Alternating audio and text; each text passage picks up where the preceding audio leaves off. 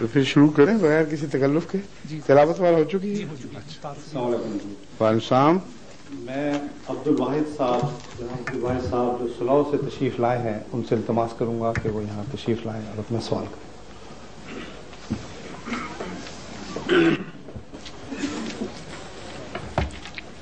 السلام علیکم.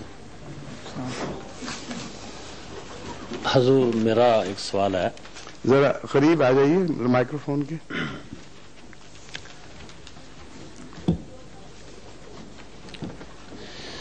جو اسلام اللہ رب العزت نے وحی کے ذریعے حضور نبی کریم صلی اللہ علیہ وآلہ وسلم تک پہنچایا،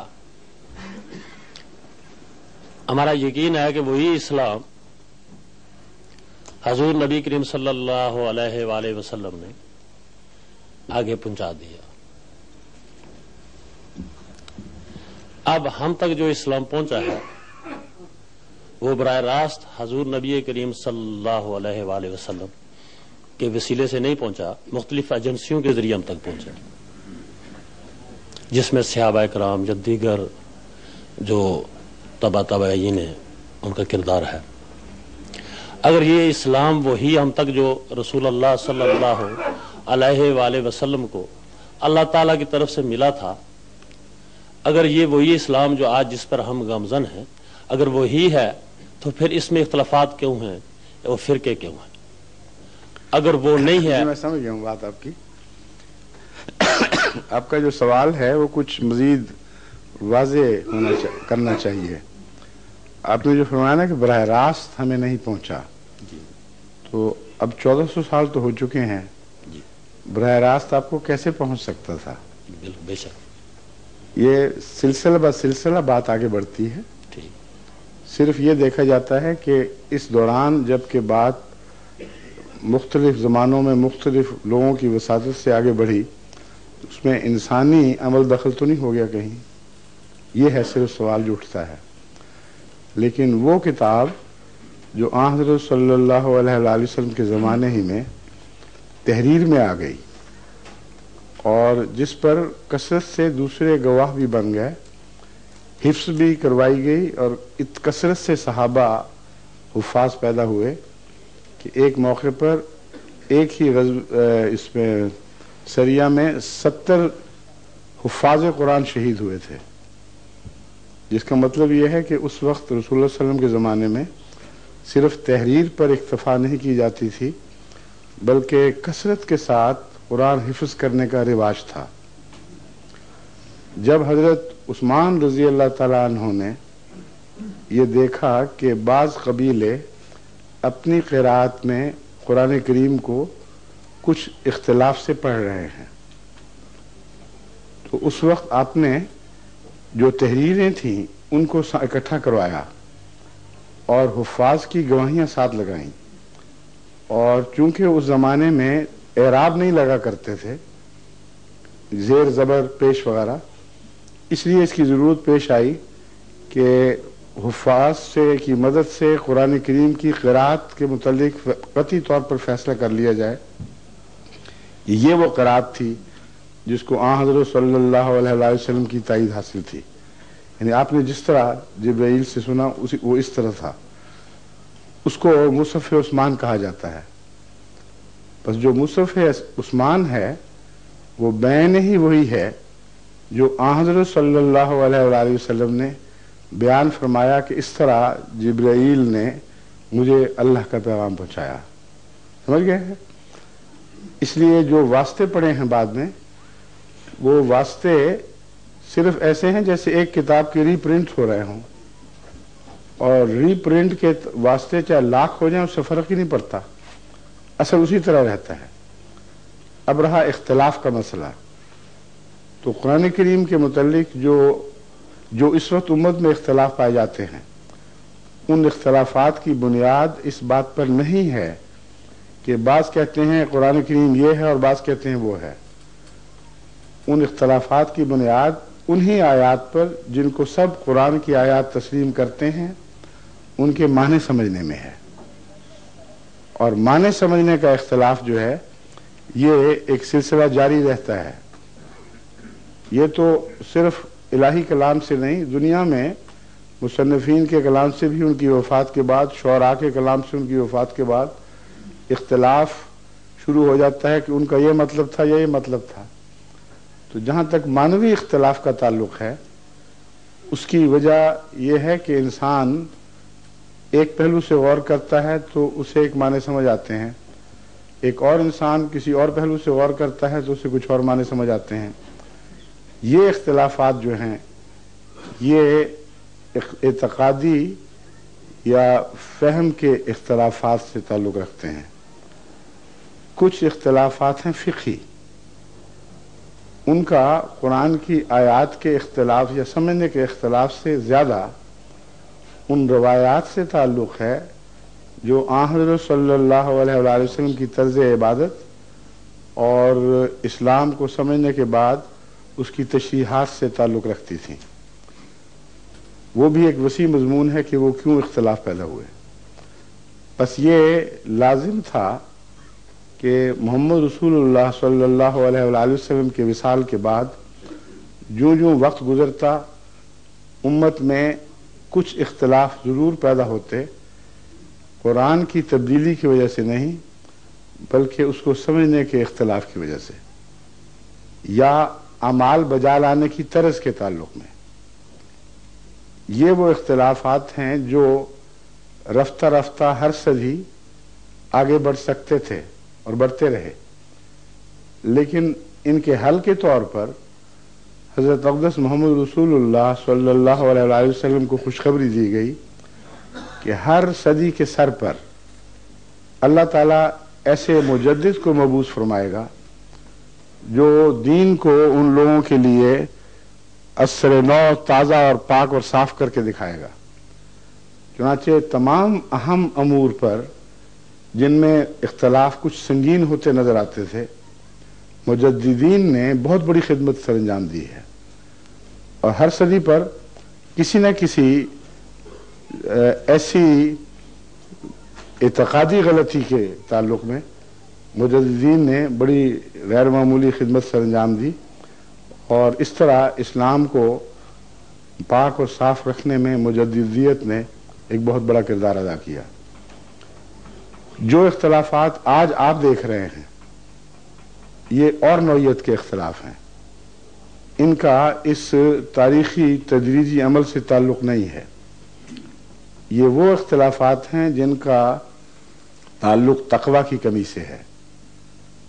جو اختلافات دیانتداری سے ہوں، ایک زاویے سے مضمون کو دیکھنے سے یا دوسرے زاویے سے دیکھنے سے ہوں، ان اختلافات سے کوئی نقصان نہیں پہنچا کرتا، بلکہ انسانی ذہن ترقی کرتا ہے اور اختلافی مسائل میں جو مشق ہوتی ہے اس سے نئے نئے گوشے سامنے آتے ہیں۔ چنانچہ اس کی مثال آپ نے دیکھنی ہو تو مفسرین کی اکثر بحثیں ایسی ہیں جن میں اختلاف کے باوجود فساد نہیں ہے۔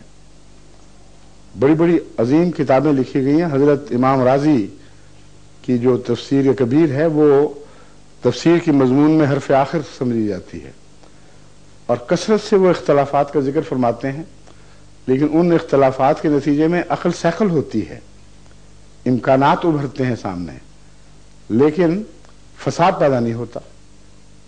آپ کو جو اختلاف تکلیف دہ محسوس ہو رہا ہے وہ آج امت کا ایسا اختلاف ہے جس نے امت کو پارا پارا کر دیا ہے، جس نے ملی وحدت کو توڑ دیا ہے، اور اختلاف وہ ہے جو دراڑیں بن گیا ہے۔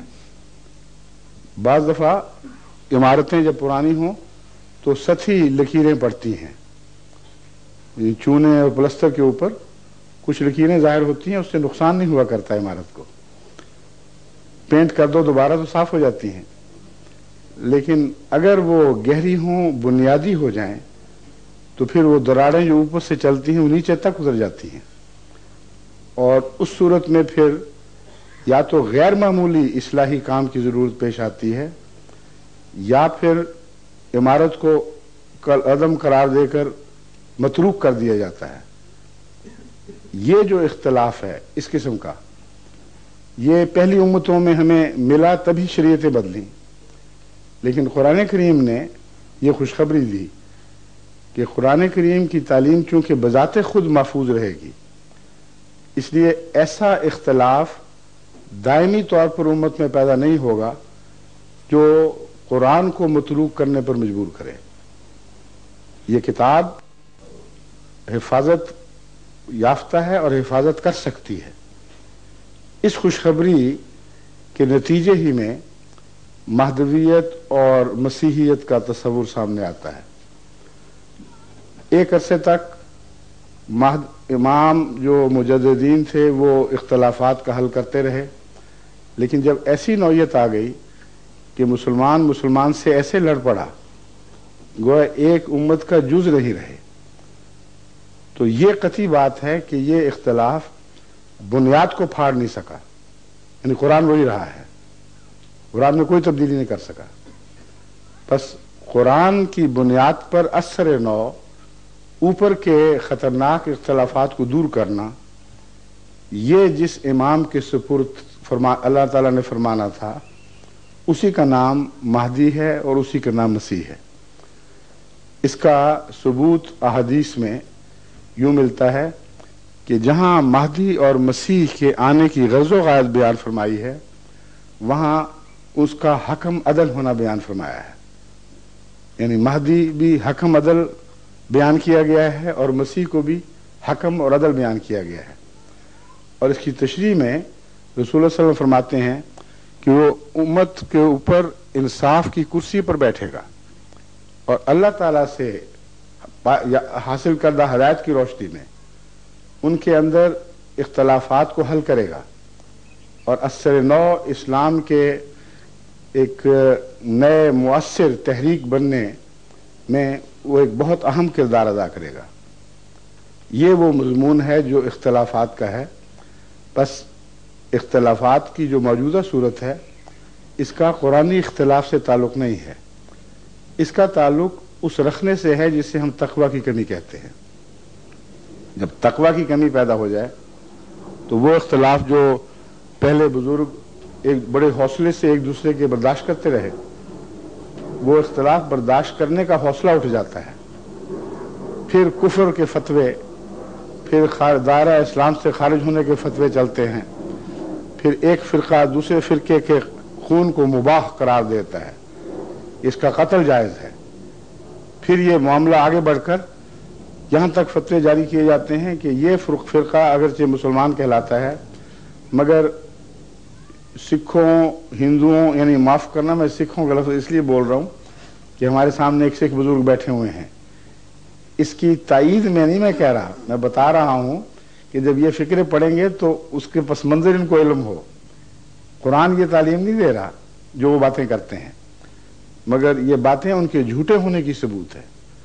وہ کہتے ہیں وہ لوگ جو کتاب پر ایمان لے آئے، جو محمد رسول اللہ صلی اللہ علیہ وسلم پر ایمان لے آئے، ان کا چونکہ یہ عقیدہ ہماری اس تشریح کے خلاف ہے جو ہم قرآن کی سمجھتے ہیں، اس لیے ان کا ایمان سکھوں، ہندوؤں، مشرکوں، عیسائیوں، یہودیوں اور سب سے بدتر ہے۔ یعنی اسلام اگر کہیں ان کو دکھائی دیتا ہے تو اسلام سے باہر دکھائی دیتا ہے، اور اسلام کے اندر ہر فرقہ دوسرے فرقے کو اسلام سے اس طرح بے تعلق دیکھتا ہے جیسے اس کا دور کا بھی اس سے تعلق نہیں رہا، جبکہ جو باہر کے دائرے میں رہنے والے لوگ ہیں وہ ان کو نسبتاً زیادہ مسلمان دکھائی دینے لگتے ہیں۔ یہ وہ افتراق ہے جو ملت واحدہ کو پارا پارا کر دیتا ہے۔ ایسے افتراق کے وقت حضرت اقدس محمد رسول اللہ صلی اللہ علیہ وسلم کے ارشاد کے مطابق مسیحیت کی ضرورت پیش آتی ہے، مہدویت کی ضرورت پیش آتی ہے۔ الہی مدد کے بغیر، اللہ تعالیٰ سے رہنمائی حاصل کیے بغیر یہ اختلافات از خود حل نہیں ہوا کرتے۔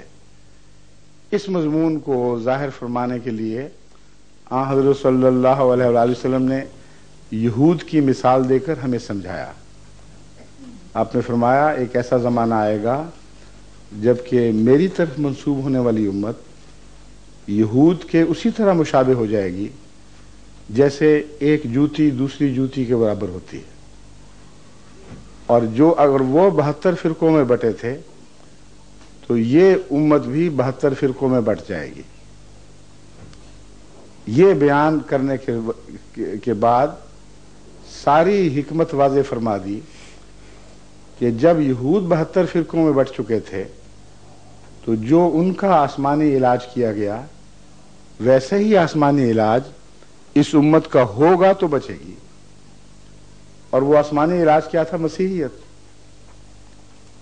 جب 72 فرقوں میں بٹ چکے، جب بظاہر ان کی تقدیر لکھی جا چکی، زندگی کی رمق باقی نہیں رہی، تب مسیح پیدا ہوئے، اور انہی میں سے پھر سب کو اکٹھا مولڈ کر کے نہیں بلکہ ان میں سے نیک اور متقی لوگوں کو باہر نکالا اور تقوی کی تعلیم دے کر ان کو اثر نو ایک امت میں تبدیل کرنا شروع کیا۔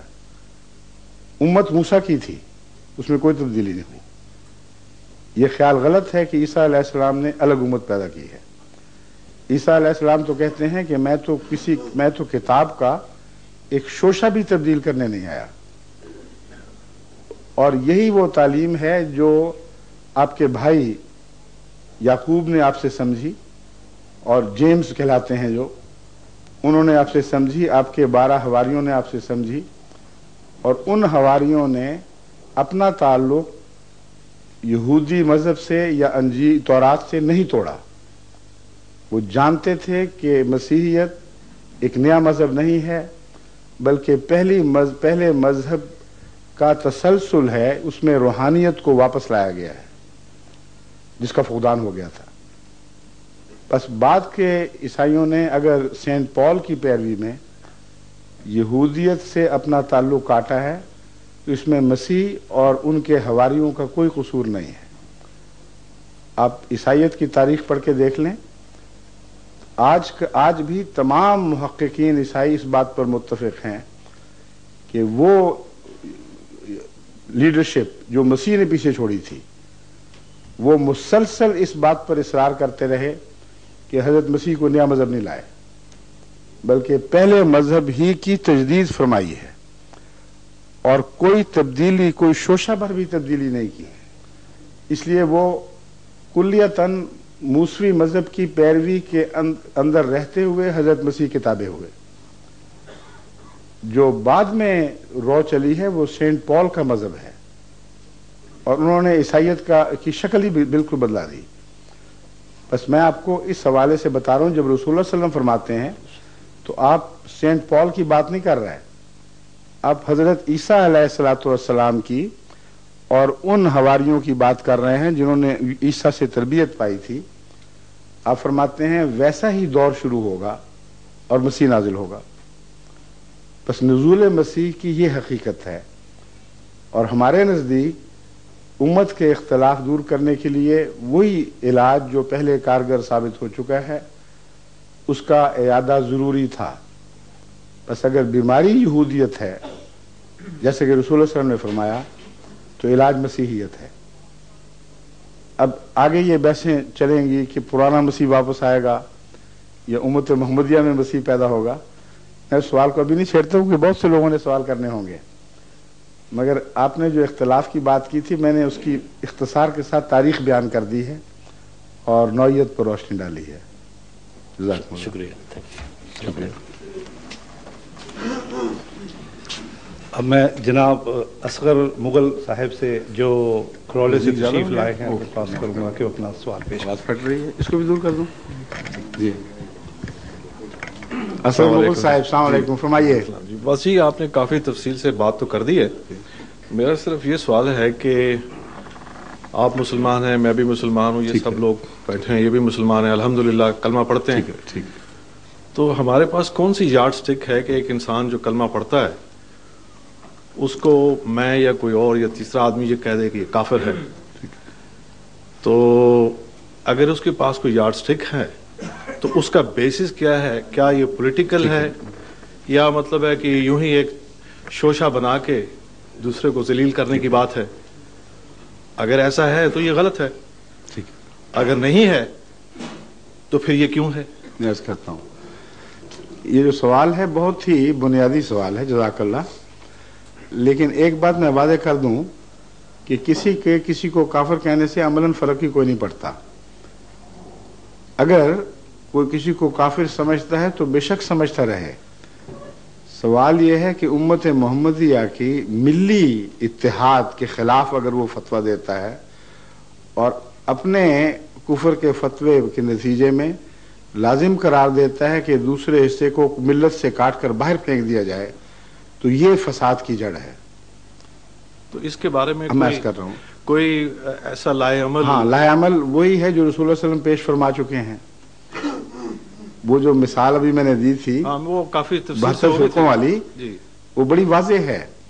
اس سے پہلے بھی تو اختلافات ہوئے تھے امت موسوی میں، مگر عام انبیاء بھی آتے رہے، مجددین طرز کے علماء انبیاء آتے رہے، مگر مسیحیت نہیں ہوئی.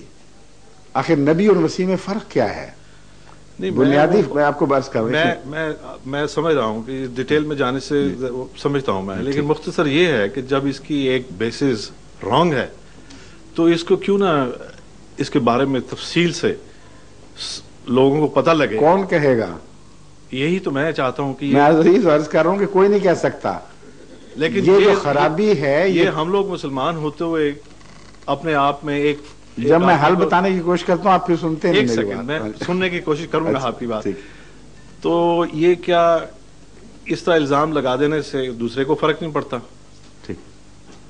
لیکن الزام لگانے والا یہ جانتا ہے کہ یہ لوگ غلط ہیں، یا تو یہ مشرک ہیں، یا یہ کوئی ایسی غلط بیانی کر رہے ہیں کہ جس کے بیسس غلط ہیں.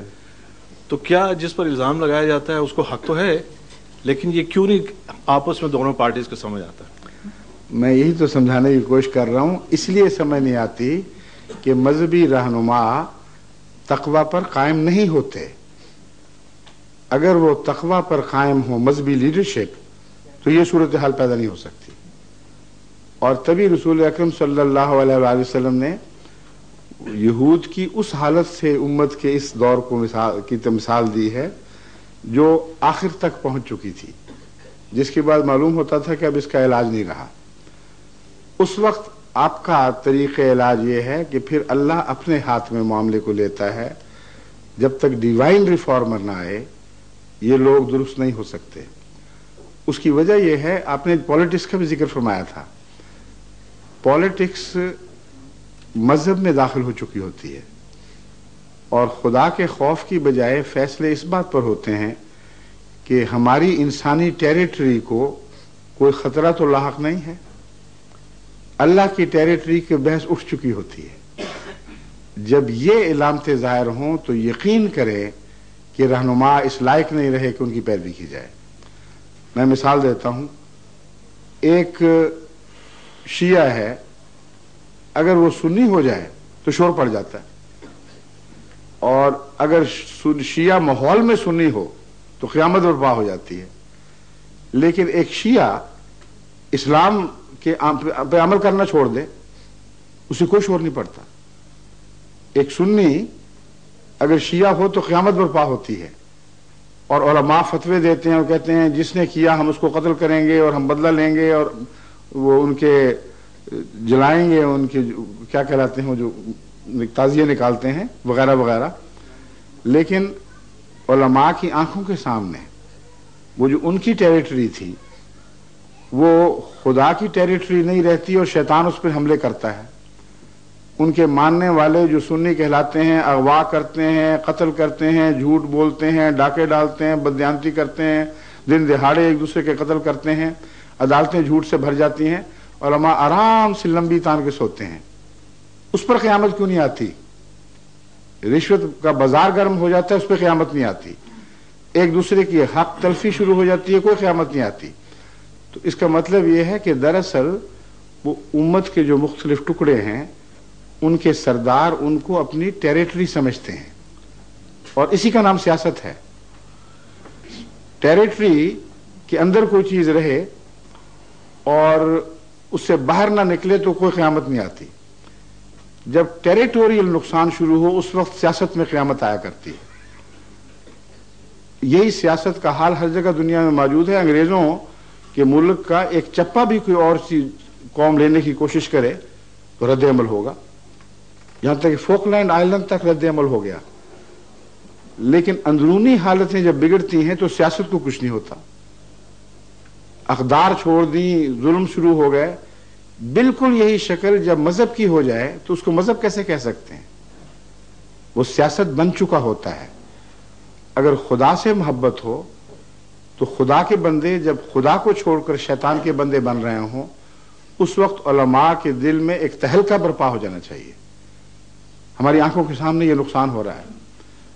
بس جب آن حضرت صلی اللہ علیہ وسلم کے زمانے میں کوئی بے دینی کی حرکت کرتا تھا اس کو اہمیت دی جاتی تھی, لیکن مرتد ہوتے تھے, آئے دن لوگ آتے تھے اور چلے جاتے تھے, اس پر کوئی تلوار نہیں اٹھتی تھی. قرآن کریم ان گواہیوں سے بھرا پڑا ہے. فرماتا ہے کہ روزانہ آنے والے آتے ہیں, صبح کہتے ہیں ہم ایمان لے آئے, اور شام کو کہتے ہیں ہم واپس اپنے پہلے مذہب کی طرف لوٹ رہے ہیں. اس قرآنی گواہی کے باوجود ایک بھی گواہی نہیں کہ ایسے لوگوں کو قتل عام کا حکم ہوا ہو. لیکن جہاں جھوٹ بولا جاتا تھا, جہاں فسق و فجور ہوتا تھا, وہاں حضرت اقدس محمد رسول اللہ صلی اللہ علیہ وسلم کی عدالت لگتی تھی, ان کی اصلاح کے لیے کاروائیاں کی جاتی تھیں. یہ تقوی اور دین ہے. جو آج آپ دیکھ رہے ہیں وہ تقوی اور دین نہیں ہے, وہ صرف سیاست ہے. تو مطلب ہے کہ چانسز نہیں ہیں. ایک چانس ہے جس کو رسول اللہ صلی اللہ علیہ وسلم نے بیان فرمایا ہے. اب اپنے آپ کو ماضی میں یہودیت کی اس دور کی طرف منتقل کر کے دیکھیں کہ مسیح ابھی نہیں آئے. اس وقت آپ کا فتویٰ یہی ہوتا جو آج آپ دے رہے ہیں. لیکن آن حضرت صلی اللہ علیہ وآلہ وسلم کا زمانہ ختم نہیں ہوا, آپ کا زمانہ قیامت تک ہے. اس لیے قیامت تک کی اہم خبریں خدا تعالیٰ نے آپ کو عطا فرمائیں. ان خبروں میں ایک خرابی کی خبر بھی تھی جو میں نے بیان کی. ان خبروں میں اس کی اصلاح کی بھی ایک صورت تھی. چنانچہ آپ ایسی تمام احادیث کا مطالعہ کر کے دیکھیں, کہیں اشارتاً بھی آپ کو یہ بات نہیں ملے گی کہ جب یہ حالت ہو جائے افتراق کی تو علماء اکٹھے ہوں گے اور سر جوڑ کر کوئی تدبیر کریں گے, یا عوام الناس کوئی ترکیب سوچیں گے, یا مسلمانوں کو تیل کی دولت عطا ہو جائے گی, اس دولت کے ذریعے سے وہ کچھ اصلاحی کارروائی کریں گے. اشارتاً بھی کہیں نہیں ملتا ذکر. جب بھی علاج کی بات فرمائی ہے آپ نے مسیح کی بات کی ہے اور مہدی کی بات کی ہے. جو امت کا مالک ہے اس کی بات سنے بغیر اپنی طرف سے آپ 1000 تجویزیں کر لیں, کوئی کامیاب نہیں ہو سکتی. صرف فیصلہ یہ کرنا ہے کہ وہ مہدی جس کا دعویٰ وعدہ کیا کہ وہ آیا کہ نہیں آیا, وہ مسیح جس کی پیشگوئی فرمائی گئی ہے وہ آیا کہ. یہ دو فیصلہ کن باتیں ہیں. اگر وہ نہیں آئے تو پھر کچھ نہیں ہو سکتا. نہیں, میرا اس سے یہ تعلق نہیں ہے کہ وہ مسیح آئے یا نہیں آئے. پھر آپ کا تعلق نہیں تو پھر سوال کیوں کر رہے ہیں مجھ سے؟ میرا مقصد نہیں, تعلق سے میرا مطلب میں اس بحث میں نہیں پڑھنا چاہتا. میرا صرف یہ مقصد یہ ہے کہ ہم لوگ سب مسلمان ہیں, جتنے یہاں لوگ سب بیٹھے الحمدللہ. آپ کو کس طرح پتا چلا؟ میں اس لیے کہ یہ جو احمدیت کو جو کہتے ہیں کہ یہ مسلمان نہیں ہیں, میں اس محفل میں آیا ہوں تو میں سمجھتا ہوں مسلمان ہوں. نہیں, یہ بات نہیں ہے, میری بات سن لیجیے. اسلام کی تعریف کیا ہے؟ انما المومنون اخوہ. ایک تعریف یہ ہے جو قرآن کریم میں بیان ہوئی ہے. دل کی باتیں اور عقائد کی باتوں میں اگر آپ پڑھ کر یہ اختلاف حل کرنے کی کوشش کریں گے تو یہ ایک ایسا جھگڑا ہے جس کو آپ کبھی طے نہیں کر سکتے. مگر قرآن کریم نے جو کھلی علامتیں بتائی ہیں وہ بغیر تعلیم کے ہر کس و ناقص معلوم کر سکتا ہے. وہ ان میں سے ایک یہ ہے, انما المومنون اخوہ. مومن بھائی بھائی ہوتے ہیں. اور بھائی بھائی کی تعریف رسول اللہ صلی اللہ علیہ وسلم نے کیا فرمائی؟ آپ نے فرمایا ایسے بھائی ہوتے ہیں جیسے ایک بدن ہو, اگر پاؤں کی انگلی کے کنارے پر بھی کوئی تکلیف پہنچے تو سارا بدن بے قرار ہو جاتا ہے. یہ روح اسلام ہے. آج ہے؟ یہی تو میں بھی سوال کر رہا ہوں. آپ نہیں کر رہے, آپ کہہ رہے ہیں مسلمان. میں کہتا ہوں مسلمان نہیں ہے. قرآن کی روح سے آپ دیکھیں تو مسلمان نہیں رہتے. یہی تو جھگڑا ہے. اسلام تقوی کے بغیر نہیں رہ سکتا. چلے ٹھیک ہے جی, بس میرا نہیں چلے گی بات نہیں. واقعہ یہ ہے کہ تقوی کے بغیر اسلام ایسا ہے جیسے مٹی کا مادو بنا دیں اور کہیں آدمی بن گیا. شکل صورت میں آدمی ہو سکتا ہے. آپ یہ کہہ سکتے ہیں کہ اس وقت ہم شکل صورت میں اور عقائد کے لحاظ سے مسلمان دکھائی دیتے ہیں, مگر قرآن نے ان انسانوں کی جو تعریف بیان فرمائی، جس کی تشریح رسول اللہ صلی اللہ علیہ وسلم نے فرمائی، وہ عالم اسلام سے مفقود دکھائی دیتی ہے۔ یہ درست ہے یا غلط ہے؟ شاید درست ہوگا۔ نہیں، اب آپ بھی تقوی سے کام لیں۔ نہیں، اب تو یہ تو جس تقوی کی بحث ہو رہی ہے اس کو کیوں چھوڑتے ہیں؟ کیا یہ میری سٹیٹمنٹ درست ہے کہ غلط ہے کہ وہ تعریف المومنون اخوہ، اور وہ تعریف کہ مومن اس طرح بھائی بھائی ہوتے ہیں جیسے ایک بدن ہو، اور ایک انگلی کو بھی تکلیف پہنچے تو سارا بدن لرزے میں آتا ہے، یہ آج صادق آ رہی ہے کہ نہیں؟ میرا خیال ہے کہ ہم مسلمانوں کو ایک دوسرے کا خیال ہی نہیں ہے، ہم تو مسلمان بھائی نہیں ہیں۔ نہیں نا، یہ میں بھی کہہ رہا ہوں بس۔ شکریہ، السلام علیکم۔ ٹھیک ہے، یہی تو مسئلہ ہے، یہی تو مسئلہ ہے جو میں سمجھا رہا ہوں۔ ہاں تو یہی مسئلہ میں بھی سمجھ رہا ہوں، لیکن اس کا بیسس تو غلط ہوا ہے نا جی۔ جن لوگوں نے جو بنا رہے ہیں غلط کیا، غلط کیا، اس میں کوئی شک نہیں۔ اب میں جناب خلیل صاحب سے جو میرپور آزاد کشمیر سے حال برمنگھم سے تشریف لائے ہیں، ان سے درخواست کروں گا وہ تشریف لائیں۔ میرپور سے؟ اچھا، اب منگلے کے قریب رہتے ہیں کہیں؟ جی، منگلہ ڈیم کے پاس ہی کہیں ہے آپ کا علاقہ؟ بالکل منگلہ ڈیم کے پاس۔ اچھا، حضور سوال یہ ہے، ہم نے کبھی یہ نہیں سنا کہ کوئی حکومت کسی مذہبی فرقہ کو اقلیت یا غیر مسلم قرار دے۔ میرا خیال ہے کہ پاکستان میں احمدی مسلمانوں کو اس لیے غیر مسلم قرار دیا گیا ہے کہ احمدی مسلم تعلیم یافتہ ہیں اور خدمت خلق کے ذریعے پاکستانی عوام کے لیے بہتر ثابت ہو سکتے ہیں، اس لیے ملکی اور غیر ملکی حکومتیں یہ نہیں چاہتی کہ احمدی مسلم یہ کام کر سکیں۔ کیا یہ میرا خیال درست ہے یا کوئی اور وجہ ہے؟ 100% درست ہے۔ اصل بات جیلسی ہے۔ دیکھیں، آپ مسلمانوں کی میں سے علماء کی وہ تحریک جو خالصتاً احمدیت کی مخالفت پہ شروع سے وقف رہی ہے، ان کی تاریخ کا مطالعہ کریں۔ وہ ہر کوشش کے بعد، اپنی ناکامی کو محسوس کرنے کے بعد یہ سمجھ چکے کہ جو ہتھیار ہم نے احمدیت کو روکنے کے لیے استعمال کیے وہ کارگر نہیں ہوئے، احمدیت اس سے باہر نکل گئی، اور ان کا ایٹیچیوڈ سٹف ہوتا چلا گیا، اور زیادہ سٹف ہوتا چلا گیا، یہاں تک کہ انہوں نے سوچا کہ اگر قانون ان کو، ملکی قانون ان کو غیر مسلم قرار دے دے تو اتنی بڑی دیوار حائل ہو جائے گی ان کے ارد گرد کہ کوئی مسلمان سوچ بھی نہیں سکتا کہ اس دیوار کو پھلانگ کر پھر احمدیت میں داخل ہو۔ یہ بہت صحیح تجزیہ آپ نے فرمایا ہے۔ یہ دیکھنے کی وجہ، ان کا یہ مقصد نہیں کہ خدمت خلق نہ ہو، ان کا مقصد یہ ہے کہ ایک ایسی جماعت جس کے اندر کردار ایسا پیدا ہو چکا ہے جو اپنے کردار سے کھینچتی ہے، اور کوئی حل ہمارے پاس نہیں ہے اس کی جو نشو و نما ہے اس کو روک سکیں۔ اس پر وہ دیواریں کھڑی کرتے رہے، پہلے چھوٹی پھر اور بڑی، پھر انہوں نے دیوار یہ بنائی کہ غیر مسلم قرار دے دو، وہ بھی فیصلہ ہو گیا۔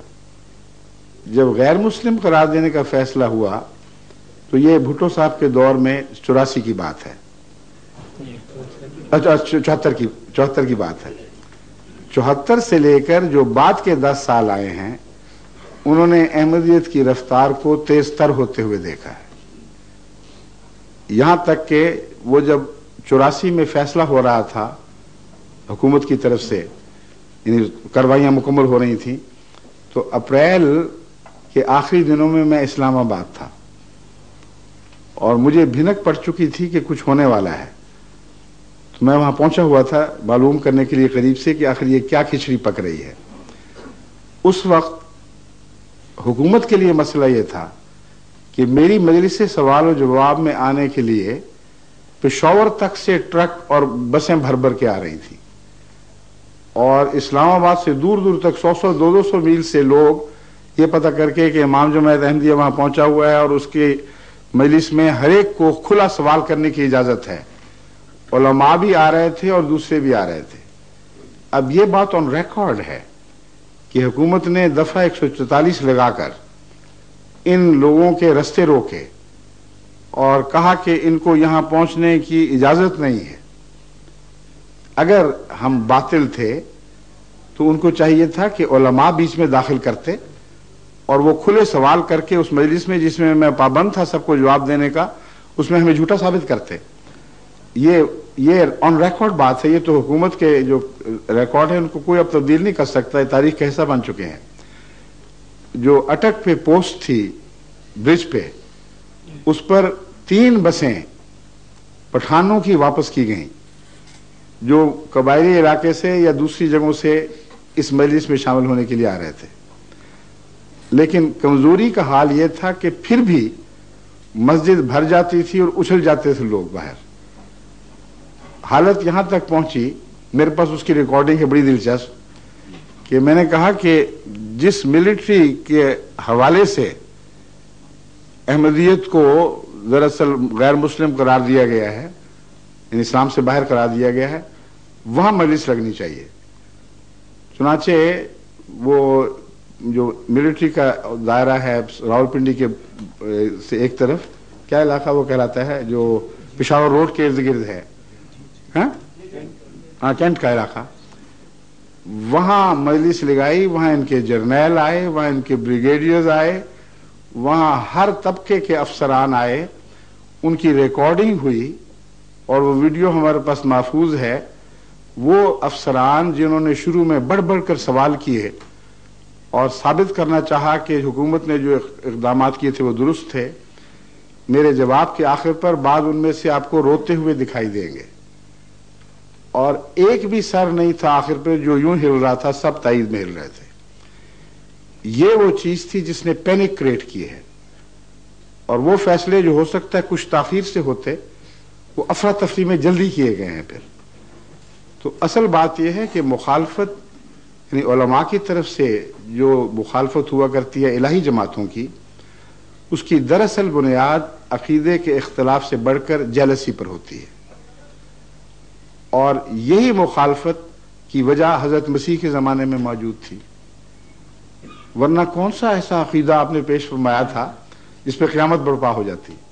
یہی تھا نا کہ ایک گال پہ تھپڑ مارو تو دوسرا آگے کر دو. اس میں کون سی خطرناک بات ہے؟ مگر اس وقت کے علماء جانتے تھے کہ یہ انقلابی بات ہے. حالات ایسے پک چکے ہیں کہ اب یہی عقیدہ ہے جو پنپے گا اور ظلم کا عقیدہ اب نہیں چل سکتا. وہی صورتحال احمدیت نے عملاً اسلام کے دائرے میں پیش فرمائی اور اس سے گھبرا کر علماء نے ایک کے بعد دوسری کوشش کی. پھر زیاد صاحب تشریف لے آئے اور یہ واقعہ ہو گیا کہ ان کو اسلام مسلمان کہلانے کی اجازت نہیں، کلمہ پڑھنے کی اجازت نہیں، مسلمانوں کی طرح چلنے پھرنے کی اجازت نہیں ہے، مسجد کو مسجد کہنے کی اجازت نہیں، اذان دینے کی اجازت نہیں. یہ سب کچھ کیا نا.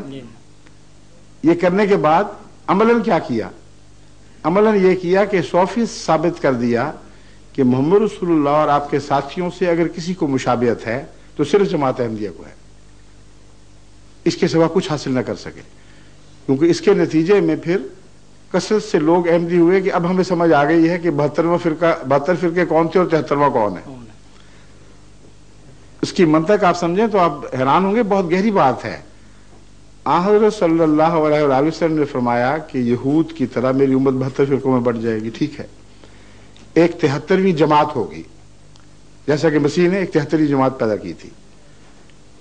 وہ 73ویں جماعت درست ہے. جب پہچان پوچھی گئی کہ کیسے پتا چلے کہ ان 73 کی تھیلی میں سے 73ویں کون سی ہے اور 72 کون ہے، تو بڑا مشکل سوال تھا. کیونکہ جیسے ابھی آپ سے پہلے مرزا صاحب نے سوال فرمایا ہے کہ سارے انڈے ہی کہلاتے ہیں نا مسلمان، سب انڈوں کی شکلیں ایک جیسی ہیں، ہمیں کیا پتا کون سا انڈا گندا اور کون سا ٹھیک ہے. تو رسول اللہ صلی اللہ علیہ وسلم سے یہ سوال کیا گیا. اس میں آپ کی شان رسالت اور فراست دکھائی دیتی ہے. اتنا مشکل سوال نظر آیا کہ یوں لگتا ہے کہ اس کا جواب ہو ہی نہیں سکتا کہ یا رسول اللہ وہ 73ویں جماعت کیسے پکڑی جائے گی، کیسے پہچانی جائے؟ آپ تو کہتے ہیں سب مسلمانوں کے ہی فرقے ہوں گے. جواب سنیے، آپ نے فرمایا ما انا علیہ و اصحابی، کوئی پہچان مشکل نہیں. جس حالت پر تم مجھے اور میرے صحابہ کو دیکھ رہے ہو، ان 73 میں سے ہر ایک کی وہ حالت نہیں ہوگی صرف ایک کی ہوگی، باقی سب کی حالت ان سے جدا ہوگی۔ اب حضرت صلی اللہ علیہ وآلہ وسلم اور آپ کے صحابہ کا کیا حال تھا؟ پہلا حال یہ تھا کہ کلمہ نہیں پڑھنے دیا جاتا تھا، اور مکے کی گلیاں ان کے اوپر بہنے والا خون گواہ ہے کہ صحابہ کو اس جرم میں بہت اذیتناک سزائیں دی گئی کہ لا الہ الا اللہ کلمہ نہیں پڑھنا۔ دوسرا، مسلمان کہلانے کی اجازت نہیں تھی۔ حضرت عمر نے بھی جب اعلان کیا اور دوسرے بعض بزرگوں نے جب خانہ کعبہ کے پاس جا کے اعلان کیا ہم مسلمان ہیں، اس بات پر مار نہیں پڑی کہ تم نے دین بدلا ہے، اس بات پر مار پڑی کہ تم مسلمان کیوں کہتے ہو اپنے آپ کو؟ ہم تو تمہیں صابی کہتے ہیں، مرزائی قادیانی نا اسی قسم کا محاورہ وہاں بھی جاری تھا، تو تم اپنے آپ کو صابی کہو، ہمیں کوئی تکلیف نہیں، مسلمان نہیں کہنے دینا۔ اور یہ ایک جھگڑا شروع ہو گیا۔ حضرت صلی اللہ علیہ وسلم نماز پڑھتے تھے تو نماز سے روکا جاتا تھا اور کہا تھا ہم یہ نماز برداشت نہیں کر سکتے۔ قرآن کریم فرماتا ہے ارایت الذی ینہا عبدا اذا صلی، تو نے اس بدبخت کا حال نہیں دیکھا جو خدا کا بندہ اس کی عبادت کے لیے کھڑا ہوتا ہے اور وہ روک رہا ہے؟ کسی کا کیا حق ہے اس کو عبادت سے روکے؟ یہ حالت رسول اللہ صلی اللہ علیہ وسلم اور آپ کے ساتھیوں کی تھی۔ حضرت ابو بکر کے صحن میں مسجد بنی اور دشمنوں نے دیوار توڑ کر اس مسجد کو منہدم کر دیا کہ تمہیں مسجد بنانے کا کوئی حق نہیں ہے۔ حج آپ کے عقائد میں داخل تھا، حج کی غرض و غایت تھی رسول اللہ صلی اللہ علیہ وسلم نے پوری فرمانی تھی، لیکن صلح حدیبیہ کے میدان میں کیا ہوا ہے؟ حج سے روک دیا گیا۔ یہ علامتیں ہیں نا۔ اب تاریخ اسلام پر نظر ڈالیں، حضرت صلی اللہ علیہ وآلہ وسلم کے زمانے سے آج تک ایک بھی اسلامی فرقہ نہیں ہے جس کو کلمہ کہنے سے جبراً روکا گیا ہو، ایک بھی اسلامی فرقہ نہیں ہے جس کو نماز پڑھنے سے روکا گیا ہو۔ نماز کی طرز میں اختلاف پر فساد ہوئے ہیں، نماز پڑھنے سے کبھی نہیں روکا گیا، حج سے نہیں روکا گیا، مسجدیں بنانے اور مسجدیں کہنے سے نہیں روکا گیا، اذان دینے سے نہیں روکا گیا۔ یہاں تک کہ شیعہ اذان میں تو علی الصفی اللہ وغیرہ قسم کے الفاظ بھی ملتے ہیں، لیکن اس کے باوجود مسلمانوں نے برداشت کیا ہے، اذان کہنے سے نہیں روکا۔ یہ ساری باتیں 84 میں پوری طرح سزا بن کر احمدیوں کے اوپر نافذ ہوئی ہیں۔ بعض آ جاؤ کلمہ پڑھنے سے ورنہ مار پڑے گی، کلمہ پڑھو گے تو موت کی سزا ہے۔ ہم اسے رسول اللہ صلی اللہ علیہ وسلم کی حد تک سمجھتے ہیں کہ ایک احمدی یہ کہے محمد رسول اللہ۔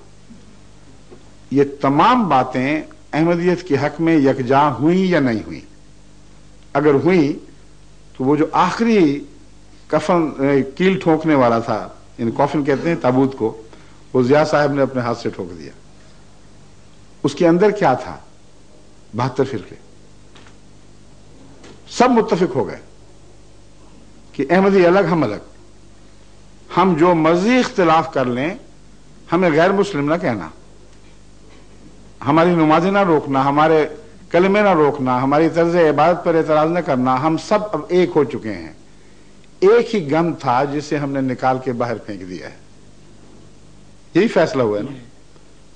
اور رسول اللہ صلی اللہ علیہ وسلم کا کیا فیصلہ تھا؟ جب 72 ہوں گے اور ایک ہوگا تو سچا کون ہوگا؟ 72 کے ایک، اور ان کا فیصلہ کیا ہے؟ 72۔ تو وہ فیصلہ کیا اسلام کے نام پر، جو رسول اللہ صلی اللہ علیہ وسلم کے نام پر کے خلاف پہلی منظم بغاوت ہے عالم اسلام کی۔ کبھی اس سے پہلے عالم اسلام حضرت اقدس محمد رسول اللہ کے کسی فیصلے کے خلاف بغاوت میں ملوث نہیں ہوا۔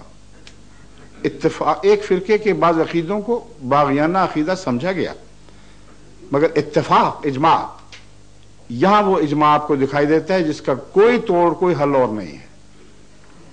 تمام فرقوں نے فیصلہ کیا کہ جماعت احمدیہ دائرہ اسلام سے خارج ہے، اور صرف یہی دائرہ اسلام سے خارج ہے۔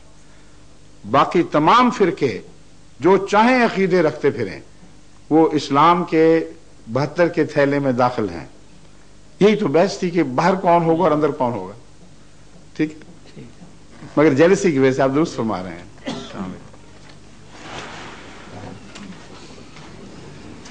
حضور، اب میں reverend pastor Eric Karman Sahib जो एशियन एरिया कोऑर्डिनेटर हैं मैनर पार्क से लंदन में, उनसे दरख्वास्त करूंगा कि वो तशरीफ़ लाए और अपना उन्होंने सवाल तो पेश मिलने करें। के लिए भी आना था, फिर तशरीफ नहीं लाए। मैं देख रहा था आपको। आप टाइम दें तो मैं आऊँ। हाँ, मैंने तो कहा जब चाहें तशरीफ हाँ लाएं। अब तो मैं जा रहा हूँ बाहर दौरे पे। अच्छा जी। अगर आप कुछ देर ठहरेंगे तो वापसी पे हो सकती है मुलाकात हाँ इंशाल्लाह। जी, वापसी पर आप इनके पास है टेलीफोन मेरा, है वक्त। तो मुझे आप अपॉइंटमेंट दे दें। जी हिज एक्सलेंसी मिर्ज़ा ताहिर अहमद, आज जो मैं सवाल आपसे करने वाला हूँ वो मिर्ज़ा गुलाम अहमद कादियान के मुतल्लिक़ है और 1849 और 44 के दरमियान है, जब उन्होंने नबूवत की और लोगों को बहुत नागवार गुजरी। और वहाँ 1889 में 89 में, हाँ जी, आपने अलग जमात की बुनियाद कायम की है, लेकिन अभी मसीहियत का दावा नहीं फरमाया था। हाँ जी, मसीहियत और नबूवत का दावा ये बाद में हुआ है। हाँ जी, समझ गए ना? ठीक है जी। 1891 और 1901 के आगाज में ये डेवलपमेंट हुई है। हाँ जी, लेकिन मामूर होने का यानी इमाम महदी होने का दावा और जमात की बुनियाद इकट्ठे हुए हैं। तो मेरा सवाल मोस्टली नबूवत पर है जी। जो उन्होंने की, और उसके बाद मैं सवाल जो दूसरा करूंगा वो जीसस क्राइस्ट की नबूवत के बारे में है जो ठीक उन्होंने है। बाइबल मुकद्दस में की हजरत ईसा अलैहिस्सलाम ने। जी, जी। और फिर तीसरी जो बात है वो है डॉक्टर के एल नासिर जो गुजरांवाला में उन्होंने एक किताब लिखी है 1960 में, हकीकत मिर्ज़ा, जी। और उस पर उन्होंने एक सवाल उठाया है कि उन्होंने हजरत मिर्ज़ा गुलाम अहमद कादियान ने कहा था कि मेरी शादी जो है वो होगी मोहम्मदी बेगम के हाँ साथ। जी, हाँ। और वो नहीं हुई फिर। ठीक है, बिल्कुल ठीक है। तो क्या उनकी जो नबूवत थी वो गलत साबित हुई कि वो उससे शादी मैं नहीं कर इंशाल्लाह सकते? एक एक सवाल का जवाब दूंगा।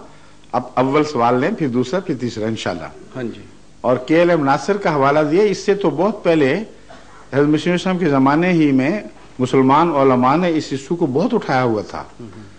KL नासिर ने तो सिर्फ नकल मारी है मुसलमान उलमा की, अपनी तरफ से कुछ भी पेश नहीं किया।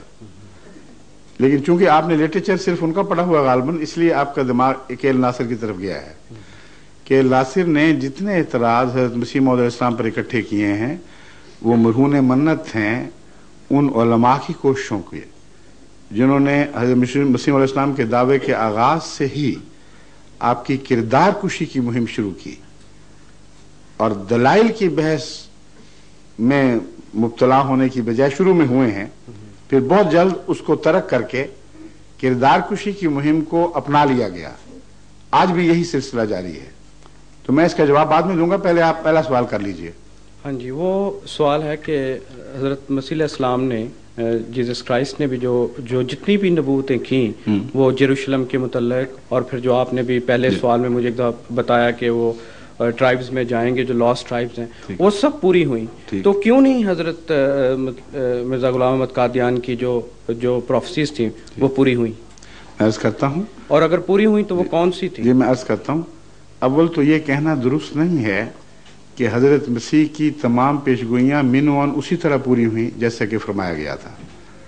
मैंने अपनी गुज़श्ता मजलिस में बाइबल के हवाले से कतई तौर पर दिखा दिया था कि न्यू टेस्टामेंट के मुताबिक हजरत मसीह ने सलीब से उतरने से पहले अपने साथी एक डाकू को जो मसलूब था उसको कहा कि 24 घंटे यानी दिन पूरा नहीं होगा कि मैं तुम्हें जन्नत में मिलूंगा,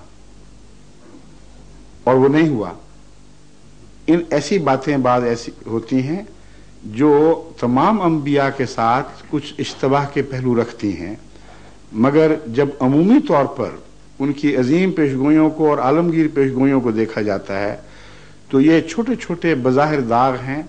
एक मुत्तकी इंसान अमूम पर फैसला करता है और या इसको समझने की कोशिश करता है या छोड़ देता है कि हो सकता है किसी वजह से हमारी समझ से बाला हो। ये जो मजमून है ये अमूमी है, हर नबी के साथ ऐसा ही होता है।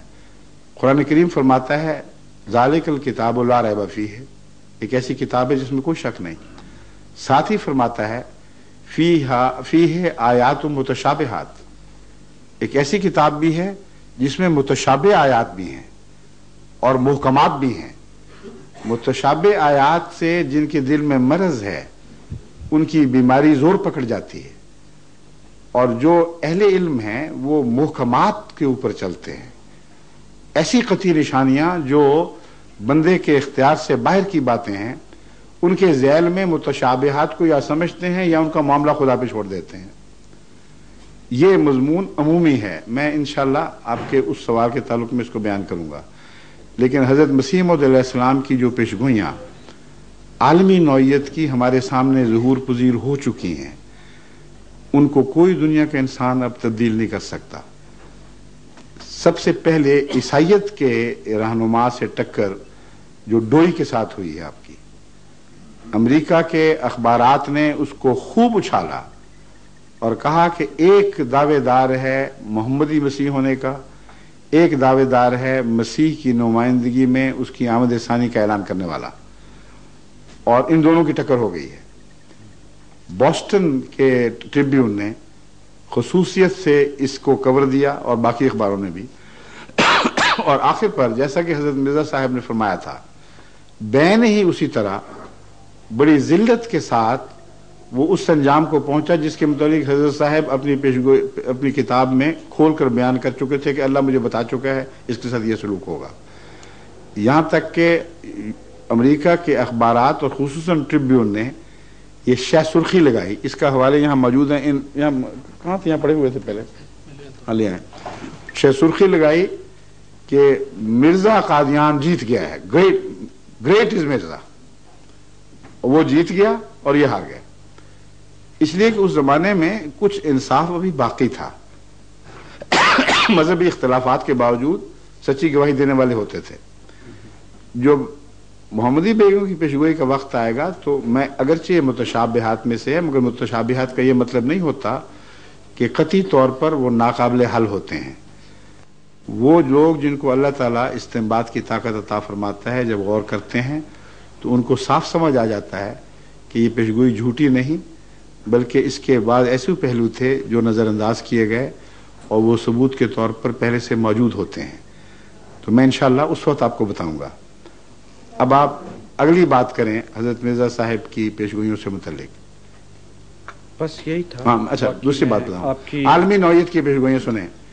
اب غور کریں ایک انسان کی حیثیت سے کیسے ممکن ہے کہ ابھی ہوائی جہاز ایجاد بھی نہ ہوئے ہوں، آسمان سے آگ برسنے کا کوئی امکان نہ ہو، اور عالمی جنگ کا کوئی تصور اس وقت موجود نہ ہو۔ یہ ہے وہ اخبار ٹریبیون، اس کی کاپی آپ کو دے دیں گے۔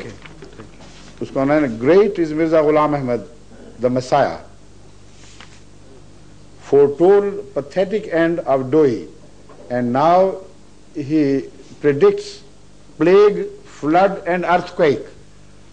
اب جو پلیگ کی بات میں کروں گا، یہ پلیگ ظاہر ہونے سے پہلے یہ اعلان ہو چکا ہے امریکہ میں کہ مرزا غلام احمد اور قادیان نے اپنی تائید میں پلیگ پھیلنے کا ذکر کر دیا ہے، اور اب دیکھتے ہیں یہ پیشگوئی پوری ہوتی ہے کہ نہیں۔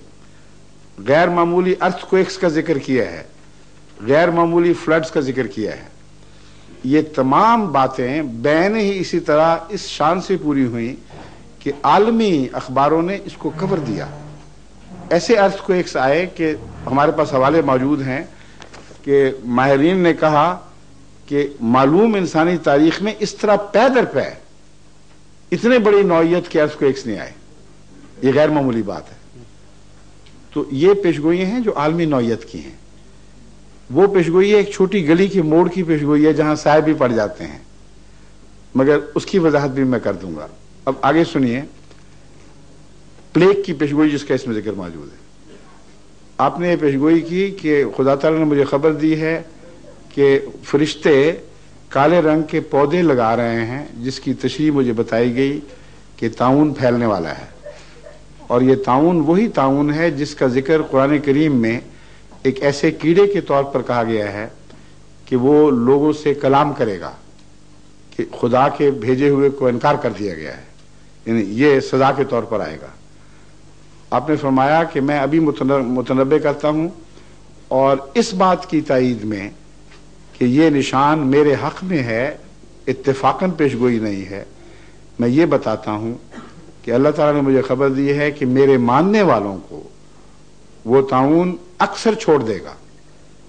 اور شاذ کے طور پر احمدیوں میں وفات ہوگی تعاون کی، لیکن اتنا نمایاں فرق ہوگا کہ دنیا اپنی آنکھوں سے دیکھ لے گی۔ آپ نے فرمایا میرے دار میں، اگرچہ قادیان میں تعاون پہنچے گا، مگر الدار جس کی چار دیواری ہے میرے گھر کی، اس کے اندر ایک چوہا بھی تعاون سے نہیں مرے گا۔ اب آپ یہ بتائیے کہ کوئی نزلے کے خلاف ایسی پیشگوئی کر سکتا ہے؟ فلو پھیلنے والا ہے، میرے ماننے والوں سے امتیازی سلوک کرے گا۔ حضرت مسیح موعود علیہ السلام نے یہ پیشگوئی کی، اخباروں میں شہرت ہوئی، تمام مخالف اخباروں نے کہا کہ دیکھو جی ایک اور بڑھ ماری گئی ہے، اور اگر یہ بات سچی نہ ثابت ہوتی تو وہ پلیگ جو آیا ہے پھر پنجاب میں، اس نے جھاڑو دے دیے ہیں بعض علاقوں میں، اس پلیگ کو چاہیے تھا کہ احمدیت کو بھی صاف کر دیتی، کیونکہ اتفاقی حادثے کے مطابق احمدیوں کو بھی اسی طرح مرنا چاہیے تھا جس طرح غیر احمدی مرتے یا مکذبین مرتے، بلکہ چونکہ ان کے نزدیک مفتری تھا، اس لیے اللہ تعالیٰ کو چاہیے تھا کہ اس تعاون کو خاص طور پر احمدیت کی صفائی کے لیے استعمال کرتا۔ لیکن آپ کو پاکستان جانے کا موقع ملے تو آپ جا کے دیکھیں، گجرات، جہلم وغیرہ بہت ساری کثرت سے ایسی جماعتیں، سیالکوٹ وغیرہ، جن کے آباء و اجداد تعاون کا نشان دیکھ کر احمدی ہوئے ہیں۔ بعض لوگ عین تعاون میں جب ارد گرد موتی لگ رہی تھی احمدی ہو کر نجات پاتے رہے، اور قادیان میں ہندوؤں کا جو محلہ ہمارے گھروں کے ساتھ ارد گرد تھا وہاں کثرت سے تعاون آیا ہے، لیکن حضرت مسیح موعود علیہ السلام کے گھر میں کوئی وفات کسی قسم کی تعاون کی نہیں ہوئی۔ ایک واقعہ ہوا ہے، آپ تھے وہاں؟ میں تو پیدا ہی نہیں ہوا تھا۔ ہاں جی، تو آپ اس وقت، میں اس تاریخ کے حوالہ دے رہا ہوں آپ نہیں جو محفوظ ہے، لیکن اس کا ثبوت یہ ہے کہ اگر یہ نہ ہوا ہوتا تو لوگوں نے مرتد ہو جانا تھا۔ کس زور نے ان کو پکڑا ہوا تھا؟ اوپر سے لوگ مار رہے تھے، گالیاں دے رہے تھے، گھروں سے بے گھر کر رہے تھے، اور ادھر سے خدا کا عذاب بھی آ کے پکڑ لیتا تو پاگل سر پھیرے تھے جو اس شخص کے پیچھے لگے رہتے۔ یہ قطعی ایک ایسا قطعی انسانی فطرت کا ثبوت ہے جس کو جھٹلایا جا نہیں سکتا۔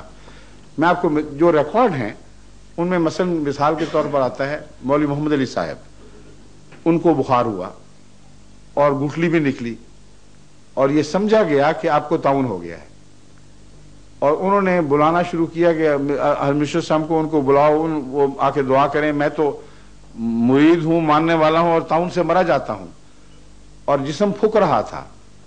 حضرت مسیح موعود علیہ السلام، اول تو یہ دیکھیں یقین کامل، تعاون بتایا جاتا ہے، ایک جھوٹا آدمی اس کے قریب پھٹکے گا، وہ تو بھاگے گا وہاں سے بہانے لگا کے کہ او ہو یہ تو میں ہی نہ مارا جاؤں، اگر مجھے تعاون ہو گیا تو احمدیت ہی تعاون سے مر جائے گی۔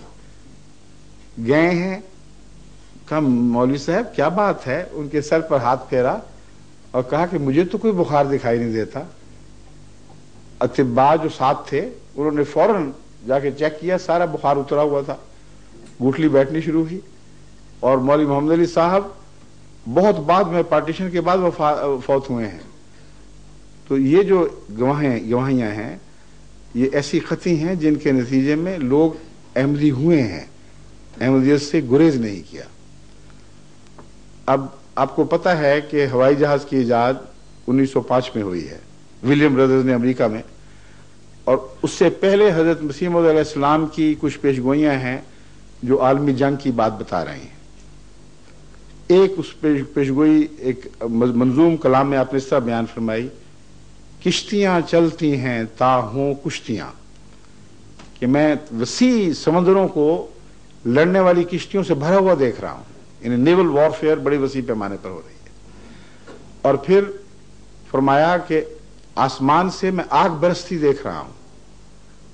پھر فرمایا کہ زار بھی ہوگا تو ہوگا اس گھڑی با حال زار، یعنی اگر زار اس وقت تک قائم رہا تو وہ بحالت زار پایا جائے گا۔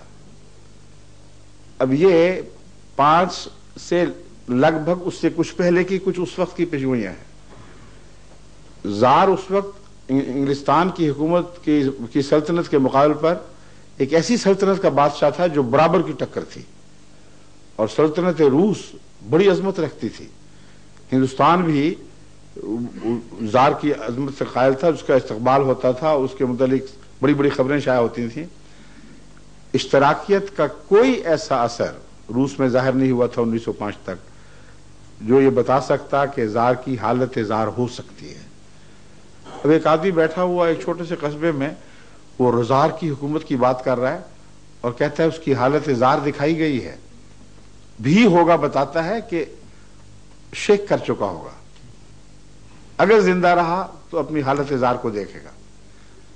اب یہ سارے انقلاب عالمی جنگ کی صورت میں پیدا ہوئے. کشتیوں کی نیول وارفیئر 1914 کی جنگ کا سب سے نمایاں نشان ہے. اسی دور میں پھر آسمان سے بھی آگ برسائی گئی. اسی جنگ کے اختتام میں دراصل اس کے نتیجے ہی میں زار کی حکومت شیک کر گئی اور زار جس انجام کو پہنچا اس کے متعلق عالمی اخبارات نے یہی سرخیاں لگائیں اور اردو اخبارات نے تو بینے یہی الفاظ, زار کی حالت زار. کیونکہ جس دردناک حالت میں وہ مارا گیا ہے وہ کسی انسان کے تصور میں بھی نہیں آ سکتی تھی. اب یہ کون اس سے کلام کر رہا تھا اس شخص سے. پھر کوریا کا تو ہم نام بھی نہیں جانتے تھے. اب کوریا مشہور ہوا ہے. جب ہم نے بچپن میں پارٹیشن سے پہلے جو تاریخ پڑھی یا جغرافیہ دیکھا, کوریا صرف ایک نشان کے طور پر نظر آتا تھا, کسی ذہن پہ کوئی نقش نہیں ہوا کبھی. حضرت مسیح موعود علیہ السلام کو الہام ہوا ایک مشرقی طاقت اور کوریا کی نازک حالت.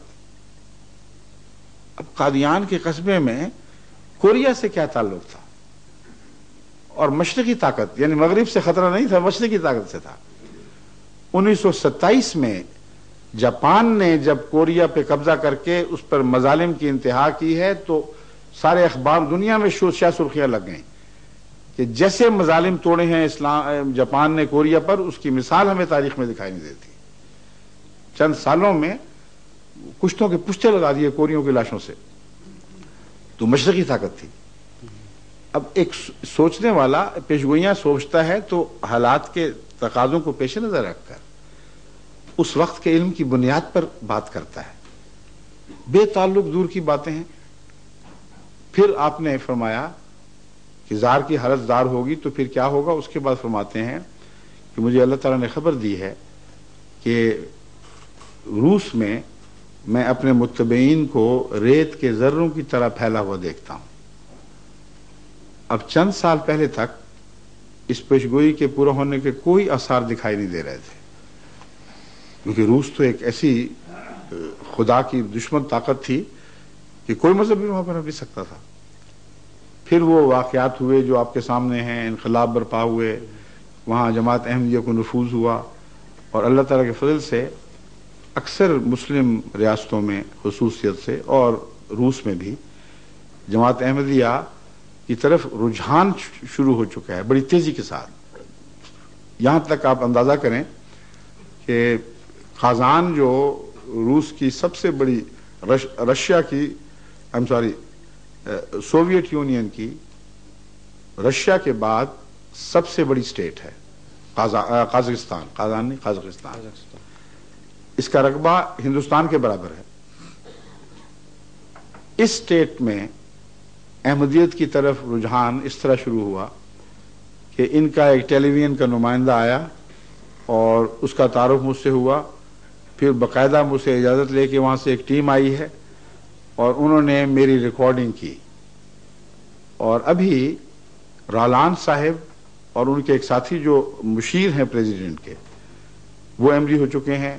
ان کے ایک ساتھی جو وہاں کے سب سے بڑے مغنی ہیں, جو کلاسیکل میوزک کے چوٹی کے استاد سمجھے جاتے ہیں, وہ بھی احمدی ہوئے, لیکن انٹیلیجنشیا میں کثرت سے وہاں احمدی ہونے شروع ہوئے ہیں. انہوں نے مجھے بتایا کہ وہ جو آپ کی فلم تھی, ٹیلی ویژن نے اتاری تھی, وہ قازقستان میں 6 دفعہ دکھائی جا چکی ہے قازقستان کی ٹیلی ویژن پر, اور ابھی تک مطالبے پورے نہیں ہو رہے. میں نے ایک مضمون لکھا جس میں روس میں ہونے والی تبدیلیوں کا تجزیہ کر کے اہل روس کو ایک تنبیہ کی تھی کہ تم ایک نظام کے چکر سے باہر نکلے ہو لیکن خطرات سے باہر نہیں نکلے. یہ باتیں, یہ اندھیرے تمہارے سامنے کھڑے ہیں, اگر تم نے آنکھیں نہ کھولی تو ان میں یہ گڑھے ہیں, یہاں ڈوبو گے تم. وہ مضمون روس کے سب سے کثیر الاشاعت اخبار میں پورا منو ان پورا شائع کیا گیا اور اس پر اس کے مطالبے شروع ہوئے کہ اس شخص کے خیالات معلوم ہونے چاہیے. اور ماسکو کے ٹیلی ویژن کے نمائندے یہاں پہنچے, انہوں نے میرا انٹرویو کیا اور ماسکو ٹیلی ویژن سے وہ مشتہر ہوا. اس کی مقبولیت کی وجہ سے پھر وہ دوبارہ آئے اور پھر انٹرویو کیا اور اس کو بار بار دکھایا گیا. تو وہ باتیں جو حضرت مسیح موعود علیہ الصلوۃ والسلام نے اس زمانے میں لکھی تھیں جب زار روس اپنی عظمت کے آخری مقام تک پہنچا ہوا تھا اور بعد میں جو انقلاب آیا اس نے مذہب کا ہی صفایا کر دیا تھا. آپ کو کس نے بتایا, کیسے بتایا کہ وہاں احمدیت کے نفوذ کے لیے خدا تعالیٰ کثرت سے سامان پیدا فرمائے گا؟ میری خلافت کے زمانے میں یہ جو واقعات ہو رہے ہیں یہ بھی اتفاق نہیں ہے. جہاں پیشگوئیوں کی بات ہو رہی ہے, میں بتا رہا ہوں کہ خدا تو وہ مسلسل جاری رہنے والی ہستی ہے. وہ ایک پیشگوئی کو ایک وقت بیان کرتا ہے, اس کی تائید میں آگے پھر اس مضمون کو آگے چلانے کے لیے, یقین پیدا کرنے کے لیے اس کے بعد کے ظہور پذیر ہونے والے واقعات کو دوبارہ بتاتا ہے. میں چھوٹا سا بچہ تھا ابھی, جب چھوٹا بچہ اتنا نہیں کوئی میری عمر ہوگی 13-14 سال کی, جب میرے والد حضرت خلیفۃ المسیح ثانی نے ایک عجیب رویا دیکھی. اور وہ رویا یہ تھی کہ چھپی ہوئی اخبارات میں ہم شائع کر چکے ہیں کہ میں ایک علاقے, یوں لگتا ہے میں گھرا ہوں اور کچھ فوجی ہیں جو مخالفت کر رہے ہیں اور مجھے ڈر محسوس ہو رہا ہے کہ یہ علاقہ میرے لیے محفوظ نہیں رہا. اس وقت میں دیکھتا ہوں تو میری ایک ہی بیوی میرے ساتھ ہے, مریم, یعنی طاہر ان کو کہا جاتا تھا, طاہر کی والدہ. لیکن ان کا جو بچہ ہے وہ چھوٹا سا ہے, یعنی مجھے طاہر کے طور پر یہ بھی خاص شان ہے الہی پیغامات کی. تو میں اس کو گودی میں اٹھا لیتا ہوں اور میں کہتا ہوں چلو یہاں سے ہجرت کر جائیں, اس علاقے میں رہنا اب محفوظ نہیں رہا اور فوجیوں سے خطرہ ہے. آپ کو نہیں, حضرت مسلم اور میرے والد کو, اس لیے مجھے بھی ساتھ اٹھا کے لے چلتے ہیں نا. کہتے ہیں جب میں جاتا ہوں تو آگے ایک ایسی ٹیریٹری میں پہنچتا ہوں جو میرے لیے اجنبی ہے اور میں وہاں پوچھتا ہوں کہ یہ کون سا علاقہ ہے, تو وہ کہتے ہیں یہ روس کا علاقہ ہے. تو میں پوچھتا ہوں کہ روس کا علاقہ ہے, یہ آپ کون لوگ ہیں؟ تو رازداری سے کہتے ہیں ہم احمدی ہیں لیکن ابھی ہم کھل کر بات نہیں کرتے, اس لیے ہم آپ کو بتاتے ہیں. اب یہ رویا آئی اور گزر گئی اور آپ کسی کو تعبیر سمجھ نہیں کہ کیا واقعہ ہونے والا ہے. یہ میرے دور خلافت میں روس سے کانٹیکٹ ہونا اور احمدیت کا وہاں نفوذ ہونا اس رویا میں دراصل پہلے بتا دیا گیا تھا. کسی اور خلیفہ کے وقت میں یہ واقعہ نہیں ہوا. بس یہ جو اشارے ہیں خدا تعالیٰ کے, اگر انسان تعصب سے پاک ہو کر دیکھے تو ایک دوسرے کے ساتھ منسلک ہوتے چلے جاتے ہیں. یہ تو عمومی گفتگو ہے. اب اپنا اگلا معین سوال فرمائیے.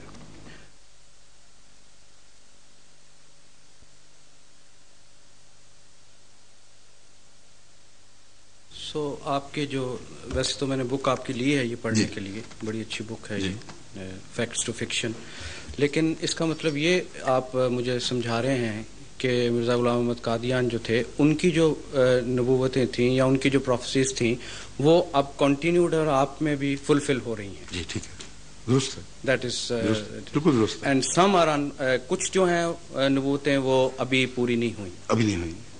Thank you very much. درست ہے, شکریہ. لیکن وہ محمدی بیگم والی بات تیسری, ہاں جی وہ بھی کریے. وہ پوری نہیں ہوئی. نہیں, میں نے نہیں کہا پوری نہیں ہوئی.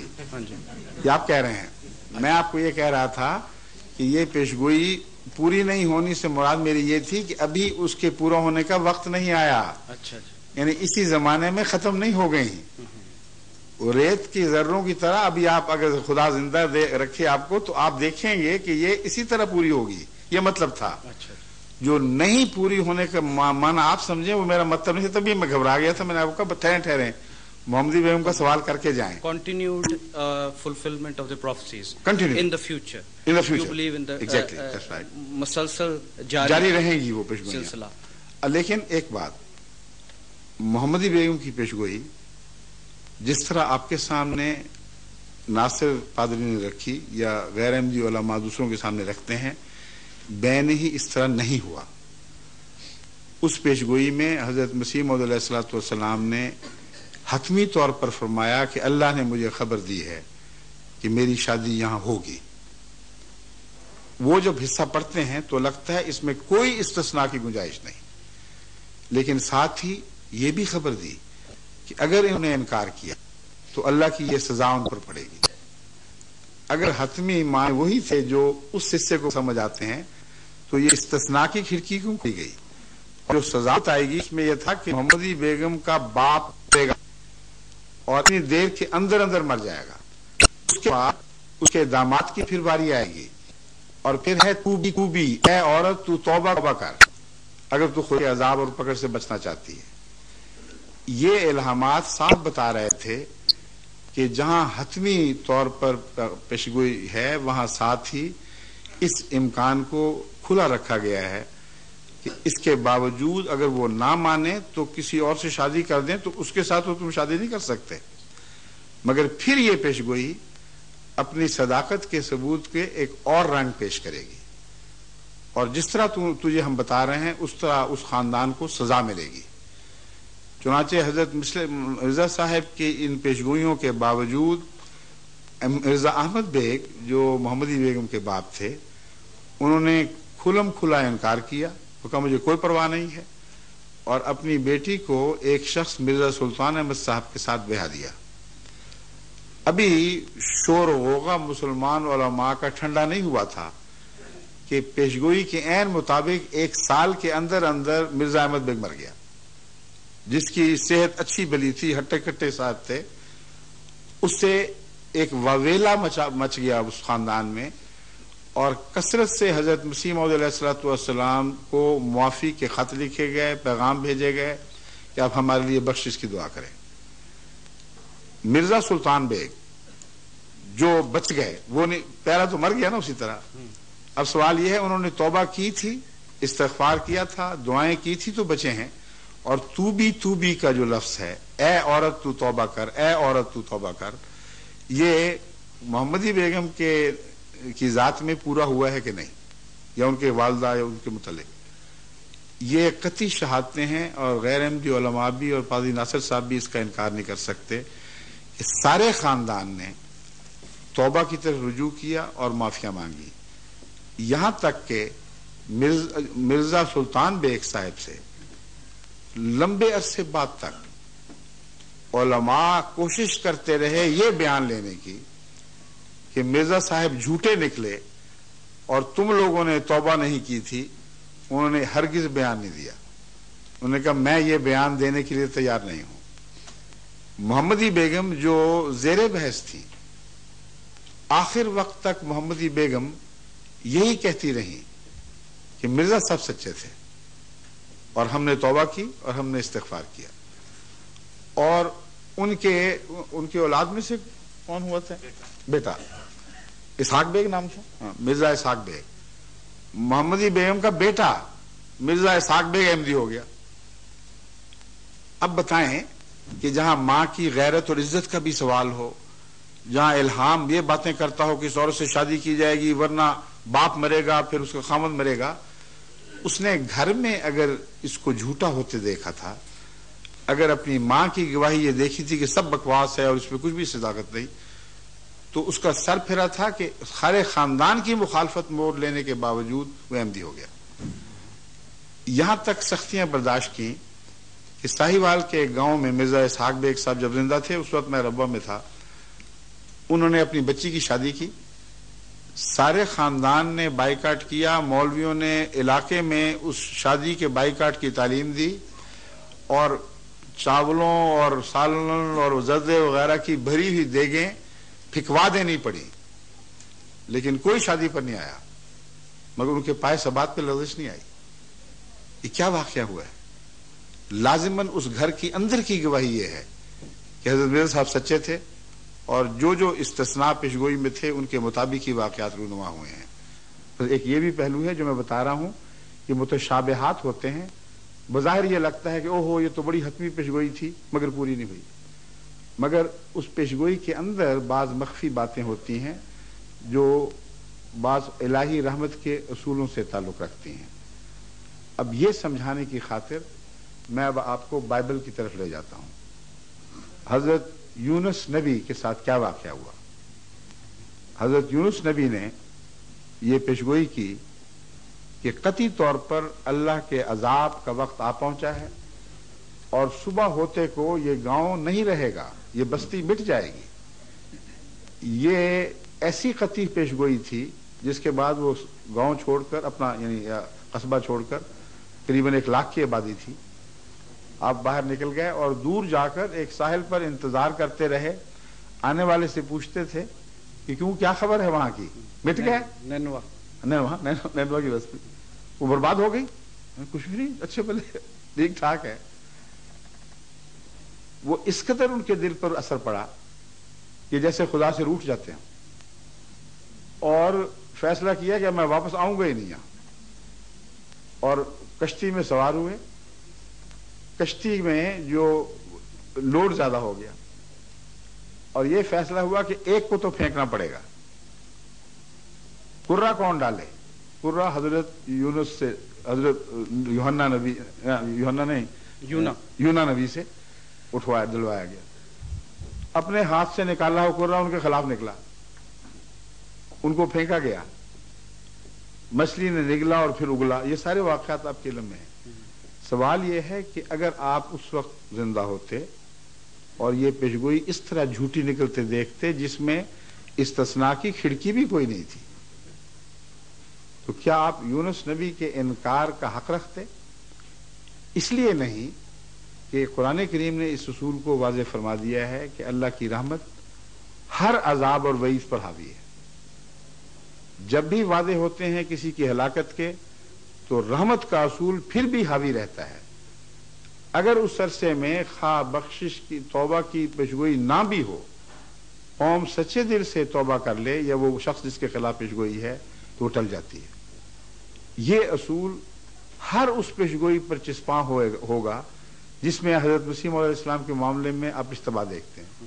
اور نینوا شہر نے توبہ کی، ٹاٹ اوڑ کے اور سر پر خاک ڈال کے، تو سارے جانور بھی باہر لے گئے اور بڑے دردناک انداز میں چیخ و پکار کی۔ اختتام یہ ہے کہ یونس نبی جو تھا، حضرت یونس علیہ السلام، وہ ناراض ہوئے کہ کیوں چھوڑ ان کو علم نہیں تھا نا، ان کو علم، وہ تو انسان عالم الغیب تو نہیں تھے، ان کا علم تو یہاں تک تھا کہ مسافر سے پوچھتے تھے۔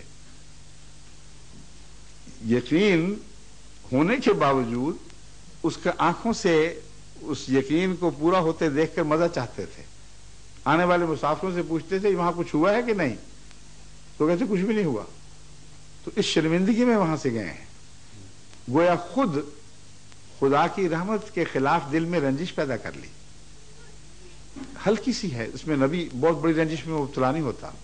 اگر بڑی رنجش ہوتی تو ان کو ہلاک کر دیا جاتا، شہر بچا لیا جاتا اور یونس کو ہلاک کر دیا جاتا، مگر ہلاکت کے منہ میں پہنچا کر واپس لانا خدا نے اس بات کا ثبوت دیا تھا کہ اے یونس تو بھی تو میرا بندہ ہے۔ وہ لوگ بھی ہلاکت کے منہ تک پہنچ چکے تھے، ان کی توبہ سے جیسے میں نے ان سے سلوک کیا اب میں تجھ سے بھی یہی سلوک کرتا ہوں۔ تو ہلاکت کے منہ میں پہنچ کر جب تو نے استغفار کی اور کہا کہ اے خدا تیرے سوا کچھ نہیں، میں انی کنت من الظالمین، تو اللہ نے وہاں سے نکال دیا۔ تو یہ وہ رحمت کا اصول ہے، جہاں یہ لاگو ہوتا دکھائی دے گا آپ کو، وہاں بظاہر بعض پیشگیوں میں اشتباہ دکھائی دیتا ہے۔ تھینک یو ویری مچ، شکریہ بہت، شکریہ۔